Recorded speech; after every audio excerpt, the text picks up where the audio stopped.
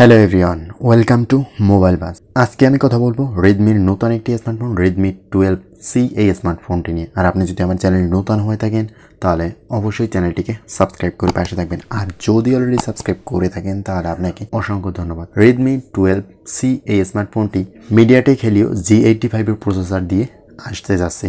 আর Redmi 12c ফোনটি 4GB RAM offer করবে, তবে লঞ্চের সময় আরও ভেরিয়েন্ট বাজারে আসতে পারে। এই ডিভাইসটি অ্যান্ড্রয়েড 12 অপারেটিং সিস্টেম ভিত্তিক ইউজার ইন্টারফেসে চলবে। রেডমি 12c এই স্মার্টফোনটি HD+ রেজলিউশন এবং এটি ওয়াটার ড্রপ নচ সহ 6.71 ইঞ্চির ডিসপ্লে অফার করছে।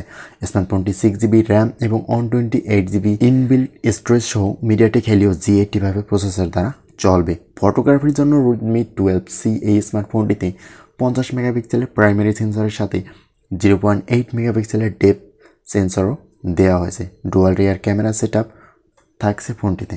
আর ফ্রন্টে পেয়ে যাবেন একটি 5 মেগাপিক্সেলের ফ্রন্ট ফেসিং ক্যামেরা। আর সিকিউরিটির জন্য রেডমি 12c স্মার্টফোনটিতে রিয়ার মাউন্টেড ফিঙ্গারপ্রিন্ট সেন্সর ব্যবহার করা হয়েছে। পাওয়ার ব্যাকআপের জন্য এই স্মার্টফোনটিতে ব্যবহার করা হয়েছে 10 ওয়াটের একটি ফাস্ট চার্জিংয়ের সুবিধা এবং 5000 মিলিঅ্যাম্পের একটি ব্যাটারি।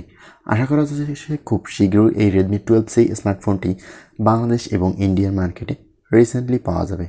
তো লঞ্চ হওয়ার ক্ষেত্রে এই স্মার্টফোনটি কত টাকা দাম হতে পারে এবং কতটা ভ্যালু ফর মানি এই স্মার্টফোনটি অবশ্যই কমেন্ট করে জানাবেন। আজকের ভিডিওটি এই পর্যন্তই, কথা হবে নেক্সট কোনো ভিডিওতে। আল্লাহ হাফেজ।